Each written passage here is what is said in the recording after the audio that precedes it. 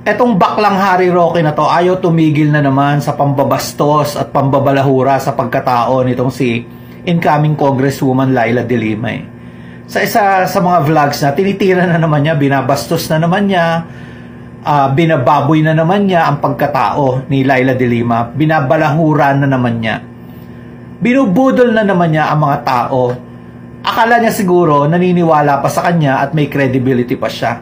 Wala nang naniniwala sa'yo. Kabisado ka na ng lahat ng tao na ikaw ay isang baklang sinungaling na hindi dapat pagkatiwalaan.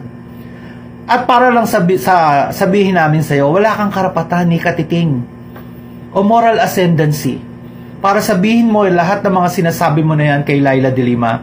Dahil si Leila de Lima, langit at lupa ang diferensya ng pagkatao nyo, ang pagkakaiba ng pagkatao nyo.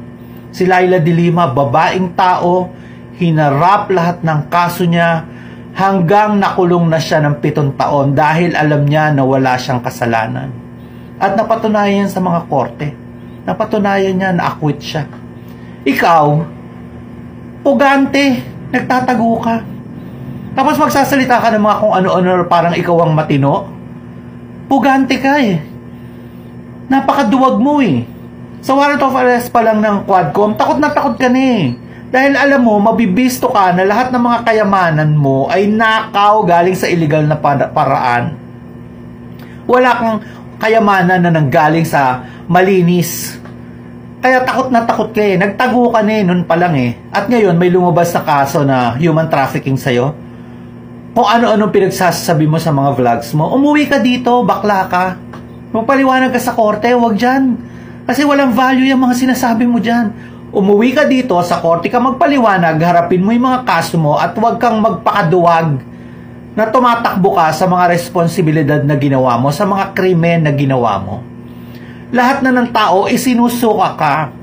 Yung mga colleagues mo, mga kapwa mo professor sa College of Law, yan ng University of the Philippines, pati yung mga naging estudyante mo, isinusuka ka kung hindi mo pa alam. Sukang-suka sila sa'yo. Hindi nila ikinararangal na nakilala ka nila, na naging kapwa kanila teacher, o kapwa na, o naging estudyante mo sila. Tinanggal mo na yun sa sarili mo. Isinusuka ka na ng lahat ng tao at paulit-ulit, time and again, napatunayan ng lahat na kung gaano ka kasinungaling, na wala kang prinsipyo, na isa kang baklang hindi dapat pagkatiwalaan. Si Sir Third View po ay isa lamang sa maraming Pilipino, padami na Pilipino na nagpapahayag po ng galit na at pagkadismaya kay Harry Roque. Sino naman po ba ang hindi magagalit at madidismaya kay Harry Roque?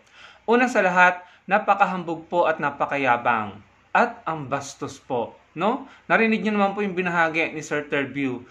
Ayan na naman po siya. Kung ano-ano na naman po ang sinasabi kay Congressman de Lima. Si Congressman de Lima po, kung ikukumpara natin kay Harry Roque, ako po ay hanga at mas maraming tao pong humahanga kay Congressman de Lima dahil kahit po hirap na hirap siya noon. Kung babalikan nyo ang mga videos ni Congressman de Lima, pag ini-interview siya ng media, sa hearing sa Congress, kung paano babuyin yung pagkatao niya, yung pagkababae niya, yung mga fake news na ikinalat laban sa kanya para durugin siya yung pagkatao niya. At kung makikita niyo po, kung babalikan niyo po yung mga videos niya, no, yung kanyang mga interview at yung hearing sa Congress, makikita nyo kung paano siya umiyak sa sama ng loob dahil alam niya sa sarili niya na inosente siya, pero siya po'y ginigipit at winalanghiya, mga kababayan. Talaga naman pong inosente, ikinulong ng halos 7 taon, siniraan sa publiko kaya maraming taong nagalit, pero wala silang napatunayan. Yung umami na po si Sandra Cam sa mga kasalanan niya at yung napakaraming nagsibawian ng kanilang mga testimonya laban kay Congressman de Lima. Bakit po sila nagalit kay Congressman de Lima? Dahil inimbestigahan po niya ang EGK sa Davao City. At dahil siya po talaga ang nagpabaklas ng mga kubol, mga high profile na mga D-Lord sa loob po ng Bilibid. Ayan po yung balita panahon po ni Pinoy Aquino. Kaya marami pong D-Lord ang nagpagamit, nag-witness laban kay Congressman de Lima dahil nagalit po sila kay Congressman de Lima dahil binaklas ni Congressman de Lima ang mga kubol at mga paraphernalia ay sinamsam sa Bilibid, no? Pero nung panahon po ni dating Pangulong Duterte, binaligtad po nila si Congressman de Lima. Lahat ng gawain nila, ibinintang kay Congressman De Lima, pero never nilang napatunayan. Tapos, ganyan ka na naman, Harry Roque, kung ano-ano na naman ang sinasabi mo kay Congressman De Lima. Pero ikaw, bakit ka nagtatago? Bakit hindi mo gayahin si Congressman De Lima? Bakit ka umalis ng bansa? Bakit hindi mo harapin ang mga kaso mo dito? Hindi ba officer of the court ka? Hindi ba abogado ka? Hindi ba ikaw ay magaling, matalino? Hindi ba confident ka na wala kang kasalanan? Bakit hindi mo harapin? Kayo yung nagsasabi na kapag walang kasalanan, walang dapat ikatakot. Pero ikaw, bakit wala ka dito sa bansa? Bakit hindi mo harapin ang mga kaso mo? So, ibig sabihin ba nito, may kasalanan ka dahil may kinakatakutan ka? Yung bang ibig sabihin yan? Kasi kayo yung may narrative na kapag walang kasalanan, walang dapat ikatakot, hindi ba? Nung kasagsagan ng gera kontra ipinagbabawal na gamot nung panahon ninyo, ng admin ni dating Pangulong Duterte. Hindi ba yun yung pinagyayabang nyo? Bakit ngayon ayaw mong humarap? Pakinggan nyo mga kababayan kung gaano kahambog at kayabang ito si Harry Roque. Pakinggan nyo po. Magsama-sama na kayo dyan sa DOJ. Mag 500 na utak pa kayo, hinahamon ko kayo. Sige, subukan nyo akong kunin. Dahil nakaukit po yan, karapatang pantao po yan. Lalong-lalo na kung obvious na obvious yung ginawa ninyo na walang kaebidensya, dinawit nyo ako. Akong akala nyo wala kayong pananagutan, ha? Hindi kayo dyan forever. Pag natapos na ang inyong panahon, baabalikan ko kayong lahat. Ididimanda ko kayo lahat ng malicious prosecution. Pagbabayarin ko kayo ng danyos, itaga nyo yan sa bato dahil sa ginawa nyo sa akin at sa aking pamilya. Walang forever. Weather lang yan. Bilugan daigdig. Kaya huwag kayong maging lasing sa kapangyarihan na akala nyo never kayo magkakaroon ng pananagutan. Makakahabol po ang gulong ng katarungan sa inyong lahat. Alam niyo mga kababayan, sa tingin ko bagay sa kanya lahat ng sinabi niya. Sinasabi niya, gulong ng katarungan, walang forever, bilog, no? Pananagutin. Parang ayan ang nangyayari sa inyo ngayon eh. Kasi parang kung yung sinasabi niya na lasing sa kapangyarihan, I think sila yun eh. Dati nung admin ni dating Pangulong Duterte. Kaya ngayon, gumulong na ang mundo. Sila na ngayon ang pinapanagot, no? I think yung sinasabi mo, Roque, bagay sa inyo. Na akala nyo nung panahon nyo na kayo yung nakaupo, forever na kayo makapangyarihan. Na kayo ay lasing na lasing sa kapangyarihan na akala nyo hindi kayo mapapanagot. Kaso nga, gumulong na ang mundo.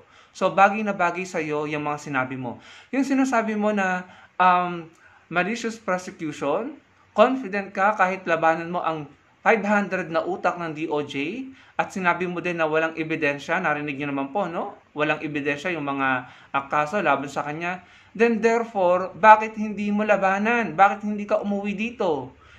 Overconfident ka naman pala. 'Di ba? Walang ebidensya. So, most likely, mananalo ka kapag nilabanan mo sa korte. So, bakit hindi ka umuwi? 'Di ba? Yung kay Senator De Lima, 'di ba? Gawa-gawang ebidensya, gawa-gawang testimonya, may mga tinakot, may mga kinu-urge para lamang mag-testify laban kay Congressman De Lima. Pero anong nangyari? Nanalo si Congressman De Lima. Imagine, gumastos ang gobyerno noon ni dating Pangulong Duterte gamit ang pera ng taong bayan para lamang ipakulong ang isang inosenteng tao. Imagine mga kababayan. Tapos ito si Roque, confident, ang yabang, hambog, at nakita naman po natin, narinig naman po natin kung paano niya bastusin si PBBM. Siya pa ang may ganang magaganyan. 500 na utak ng DOJ, ilalampaso mo, walang ebidensya ka mo ang mga akusasyon sa'yo. Ano pang sabi niya? Malicious prosecution? Yun naman pala. Bakit hindi mo labanan sa korte dito sa Pilipinas? Kung kumpiyansa ka, na mataas ang kumpiyansa mo na mananalo ka, at ikaw ang nasa tama at inosente ka. Sinasabi mo na ginanyan ang pamilya mo? Paano ba? Napahiya ang pamilya mo? Pero sino bang gumawa ng kahihiyan? Bakit napahiya ang pamilya mo? Hindi po ba mga kababayan? Sino ang nagdala ng travel companion na isang Mr. Supranational? Na bakit kailangan isang lalaki na Mr. Supranational na ang paliwanag mo ay kailangan mo ng companion dahil kailangan mo ng assistant sa medical condition mo? Bakit hindi nurse ang kinuha mo? So ayan, na-intriga ka tuloy. So, kung ako, anak mo, aba, kahit pa wala kayong ginagawang masama nung travel companion mo or walang mali siya at travel companion talaga dahil kailangan mo ng kasama, ako, iba ang magiging tingin ko doon. Mapapahiya ako sa totoo lang. Dahil tignan mo naman ang sinasabi ng publiko. Dahil totohanan na, halatang halata ka naman, Harry Roque. Halatang halata ka ng buong Pilipinas. Tapos magsasama ka ng travel companion na tumira, di umano sa Pogo, no? Kung hindi ako nagkakamali, tumira sa Pogo yun eh. Tapos anong sa palagay mo ang iisipin ng taong bayan? Taong bayan ba? DOJ ba? Ang naglagay sa'yo sa kahihiyan? Ikaw naman yung kumuha ng travel companion. So anong nangyari? Pinag-usapan ka ng publiko ng buong Pilipinas at kung ano-ano ang sinabi sa'yo. Sa palagay mo, anong mararamdaman ng pamilya mo at lalong-lalo na ng mga anak mo? Kung ako, ang anak mo, kahihiyan. Kahihiyan ang mararamdaman ko, mapapahiya ako. Dahil bakit hindi ako na anak niya ang isinama para mag-travel at nang mabantayan siya, mabantayan ka dahil meron kang medical condition? Bakit isang Mr. Supranational na sumasali sa mga pageant? Hindi po ba mga kababayan? Yan ang realidad eh. Kung ano yung nangyari sa pamilya mo at siguro kung napapahiya kayo, dahil siguro kasalanan mo rin. O dahil kasalanan mo talaga. 'Di ba? Kita mo, diyan pa lang sa pag-iwas mo sa arrest at diyan pa lang sa pagpunta mo, paghahanap mo ng asylum, imbis na harapin mo ang mga kaso mo at mga akusasyon laban sa'yo, para sa akin, kung ako kamag-anak mo or anak mo, mahihiya na ako. Kasi sasabihin ko, bakit yung tatay ko ayaw harapin ang mga kaso laban sa kanya? 'Di ba? Bakit? Dalawa lang. Dahil, una, may kinakatakutan na hindi kayang malusutan. Pangalawa, takot makulong dahil ginawa nyo rin ito sa iba. No? Yun lang. Pero alam mo, Harry Roque, uulit-ulitin namin sa'yo, kung inosente ka, malalampasan mo yan. Hindi ka dapat nagtatago. Malalampasan mo yan. Pero obviously, kabaliktaran ang nangyayari. Wala ka dito, umiiwas ka, natatakot ka ba? Bakit? Meron ka bang dapat katakutan? Narinig nyo naman, sinasabi niya, bilog ang mundo, kesyo ganto, ganyan, huwag malasing sa kapangyarihan, at tila ba gusto niyang balikan or tila ba maghihiganti siya sa mga tao, no? Sa mga nag-aakusa or nagsampa ng kaso laban sa kanya. So sa tingin ko, yan ang mindset niya. Kaya atat na atat siya na mapalitan si PBBM or atat na siya na mag-2028 dahil gusto niya pagbaba ni PBBM. Sa tingin ko, base sa mga sinabi niya, ay maghihiganti siya. Babalikan niya, no? Yung mga nagsampa ng kaso sa kanya. Kahit may mga valid reason naman ang mga taong ito. Narinig nyo yung kanyang sinasabi? In my opinion, maghihiganti po siya. No? And I think maghihiganti siya kay PBBM. Ngayon pa lang na nakaupo si President Bongbong Marcos Jr., ang dami na niyang masasakit at bastos na pananalita labang kay PBBM. Ang lakas na ng loob niyang magsalita ng ganon kahit nasa ibang bansa siya na hindi siya umuwi dito. What more?